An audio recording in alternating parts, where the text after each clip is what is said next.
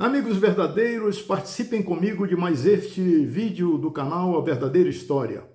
Façam de tudo o que for possível para que este canal continue existindo, continue ativo, contando a verdadeira história para vocês. Né? Likes, comentários, etc, etc e etc. Hoje o assunto talvez não seja muito agradável. Sabe qual é o título? O ser humano é o mais cruel torturador dos animais ao longo da história. Vamos saber por quê?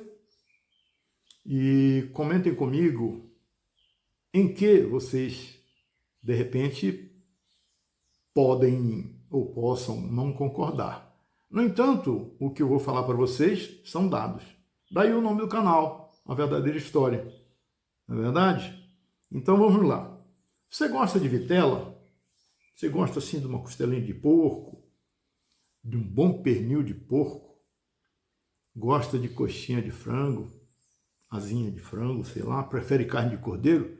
Então prepare-se para saber da capacidade do homem em torturar animais ao longo da sua história, ao longo da sua existência. Seja para seu prazer alimentício ou para simples divertimento, certo? O ser humano, ao longo da sua história, ele foi, primeiro, um coletador. O homem foi nômade e coletador. Por que nômade e coletador? Porque ele não fixava moradia. Ele não tinha um ponto certo, ele acompanhava a natureza. Por quê? Porque ele vivia, o seu alimento era coletar frutos e raízes. Ele deveria agradecer, então, a natureza vegetal pelo seu alimento, porque ele vivia de comer frutos e raízes. É lógico, então, que ele tinha que se deslocar. E ele ia onde tinha frutos e raízes, certo? Então, viveu durante muito tempo como nômade e coletor. Depois, ele sofreu uma transição quando ele aprendeu a comer carne de animais, certo? Aí ele passou a ser caçador-coletor, isto é, e nômade. Ele ia atrás das caças e ia atrás dos frutos e raízes, certo? Ele continuou sendo coletor por quê? Porque coletava frutos e raízes, mas passou a ser caçador porque aprendeu a comer carne. Ele aprendeu a usar a proteína animal, certo? Então era caçador-coletor, mesmo assim nômade. Aí depois veio o que nós chamamos de Revolução Agrícola. Foi quando o homem aprendeu a plantar, a comer o que plantava. Então ele deixou de ser coletor para ser agrícola. Com um detalhe, ele comia, porque o trigo foi o que realmente prendeu o homem na terra, que fixou o homem em residência, em ponto fixo, em ponto escolhido, né? Foi o trigo, começou com o trigo. Só que o homem comia trigo, mas ele não abriu mão da proteína animal. Ou seja, ele continuou a comer carne de animal, mas não era caçador. E aí, como é que ele comia? Aí, como foi que ele fez? Ele continuou plantando trigo e domesticou os animais. O que é domesticar os animais? Transformá-los em animais dóceis para viver ali ao redor do homem, à sua mão, de modo que o homem fosse agrícola, comendo o que plantava e, ao mesmo tempo, tendo proteína animal com aquilo que ele criava, que ele domesticava e que ele engordava, certo? Aí, foi essa solução que eu ia até perguntar para vocês. E verdadeiros, como foi que o homem, então, manteve o consumo da proteína animal, sendo um ser de residência fixa, comendo vegetal que plantava, né, principalmente o trigo, como ele obtinha? Então foi assim, domesticando animal e deixando ali ao seu redor e transformando a sua vida. Dele, no caso do alimento, da força muscular como dos animais, não é? Que aí ele podia comer quando e quantos quisesse os animais, seja na época mesmo da fartura ou guardando, engordando para a época da escassez. Por exemplo, quando não tinha safra, quando ele não colhia o que plantava, ele comia proteína animal, né? Como nós estamos falando da Revolução Agrícola, que o ser humano se transformou num homem agricultor, né? Um ser agrícola, a Revolução Agrícola é um dos acontecimentos mais controversos da história. Por quê? Porque uns dizem que a Revolução Agrícola levou a humanidade para o caminho da prosperidade, né? E da abastança, do progresso, né? E outros dizem que a Revolução Agrícola levou o homem ao caminho da perdição, certo? Uma certeza nós temos, meus amigos verdadeiros, o ser humano não fez pacto apenas com os grãos. Pacto, né? Porque para ele viver, ele tinha que também domesticar o trigo, porque o trigo era selvagem, entre outros vegetais depois, não é? Mas ele fez também um pacto com os animais, né? Ele fez um pacto com o destino dos animais como galinhas, cabras, ovelhas e porcos. Ele mudou a vida desses animais. Os bandos nômades que antes atacavam ovelhas selvagens e depois, pouco a pouco, passaram a mudar a composição desses rebanhos que às vezes eles prendiam, né? Era mais vantajoso caçar carneiro adulto e fêmeas velhas. Por quê? Porque eles mantinham a vitalidade do rebanho, certo? Eles matavam os velhos, né? Os machos adultos e as fêmeas velhas, e deixavam os novos. Por quê? Para renovar. Ele aprendeu rápido, o homem, né? Ele se adaptou rápido a isso, para renovar o rebanho, né? Passaram a defender, inclusive, o rebanho dos predadores, como os leões, os lobos e também das tribos, né? Dos grupos humanos rivais. Os carneiros que eram mais agressivos eram abatidos logo. Olha só o que o ser humano fazia. Era muito agressivo, não obedecia ao comando nem à presença do ser humano, fugia, ia longe demais, matava, né? O homem guardava, então, o carneiro para os momentos de escassez. É lógico que nos momentos de escassez eram os preferidos, mas também fazia momentos de festa, né? Quando o ser humano está fazendo suas festas, seus rituais, normalmente ele usava, além dos vegetais que plantava, usava também a carne de animais. Os animais domesticados, né, como as ovelhas, galinhas, jumentos e porcos e outros, eles forneciam alimento. Qual alimento? A carne, leite e ovos. Eles forneciam também matérias-primas, quais? A pele e a lã. E a força muscular, porque aqueles serviços, aquelas atividades que demandavam a atividade muscular humana, passaram gradativamente a serem realizados pela força muscular animal. De uma perspectiva evolutiva, a Revolução Agrícola foi uma grande vantagem para galinhas, vacas, porcos e ovelhas devido às cópias dos seus DNA, certo? Eles venceram porque eles se espalharam pelo mundo, não é? Ovelhas, carneiros, galinhas, porcos, né? Eles se espalharam, como nós temos prova disso, eles se espalharam pelo planeta. Então, na perspectiva evolutiva, eles foram prósperos. Esses animais se espalharam pelo planeta, espalhando cópia do seu DNA. As galinhas e as vacas domesticadas podem ser uma história de sucesso evolutivo, mas também estão entre as criaturas mais miseráveis do planeta. Observem as galinhas e as vacas hoje. A expectativa de vida natural das galinhas selvagens é de 7 a 12 anos. Das vacas em ambiente natural, é de 20 a 25 anos. No entanto, a maioria das galinhas e vacas domesticadas é abatida em algumas semanas ou, no máximo, em alguns meses de vida. Por quê? Porque essa foi sempre a idade ideal na perspectiva econômica. Quer dizer, para lucrar, para vender, a vida desses animais em ambiente doméstico ou domesticado foi diminuída drasticamente, né? Por exemplo, para que continuar alimentando um galo no caso, por 3 anos, se em 3 meses ele alcançou o seu peso máximo? Na avaliação econômica, qual a razão que levaria você, então, a criar esse galo por 3 anos, alimentar esse galo por 3 anos, que com 3 meses ele já estava com o peso máximo? Não, então, abater com 3 meses. Diminuiu drasticamente a vida desse galo, né? A fim de transformar bois, cavalos, jumentos, camelos em animais de cargas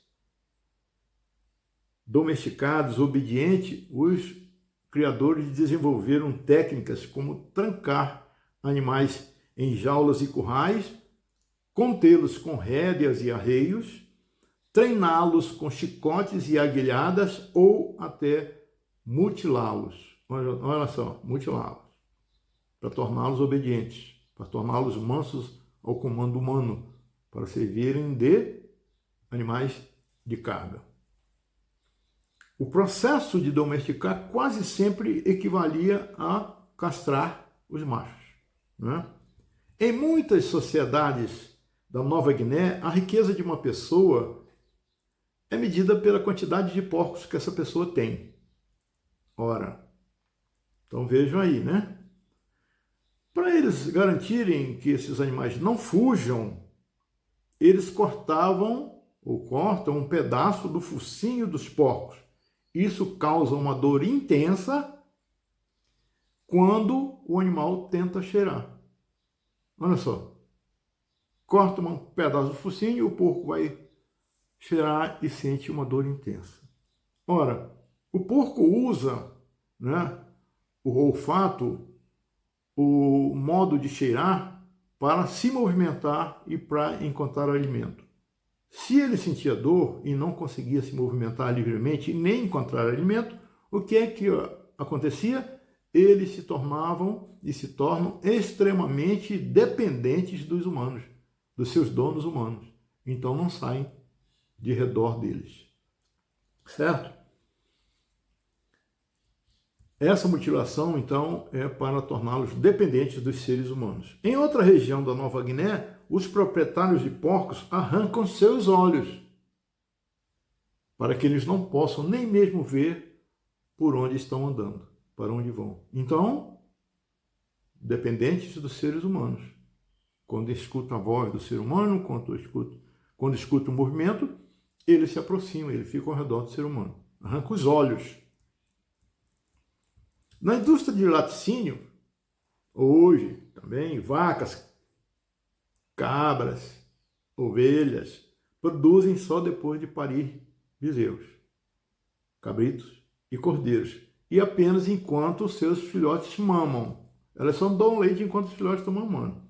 Então a indústria, para conseguir uma oferta contínua de leite, precisa ter bezerros, cabritos e cordeiros para amamentar, né? Para estarem amamentando, mas ao mesmo tempo impedir que eles monopolizem o leite das suas mães.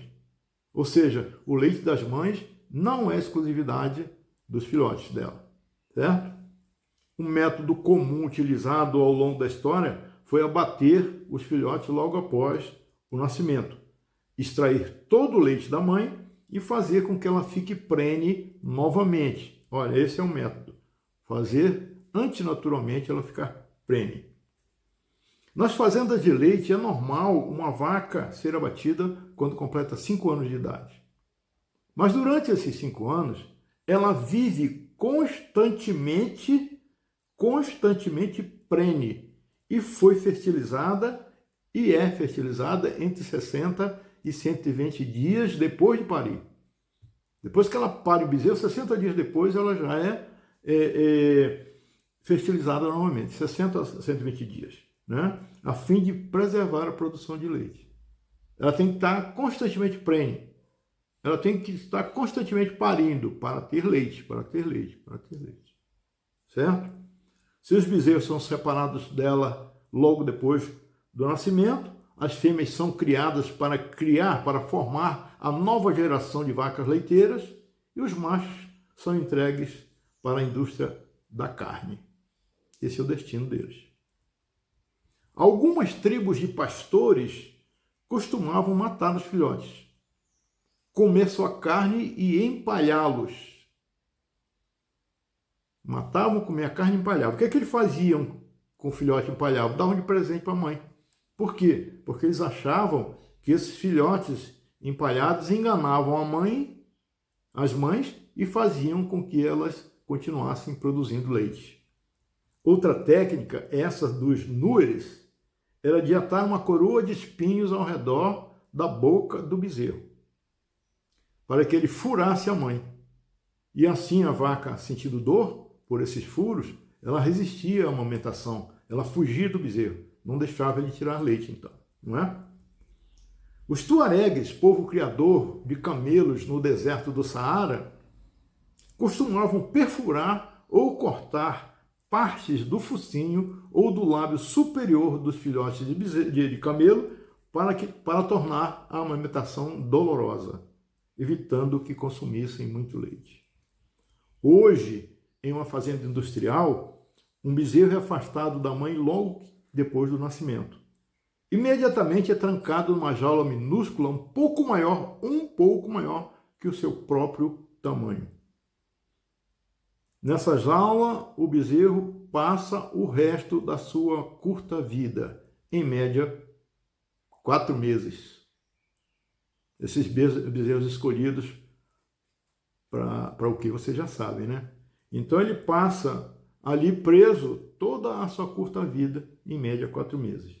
Nunca sairá vivo da jaula. Não pode brincar com os outros bezerros, nem mesmo caminhar, de modo que os seus músculos não se desenvolvam. E músculos fracos significam carne macia e suculenta.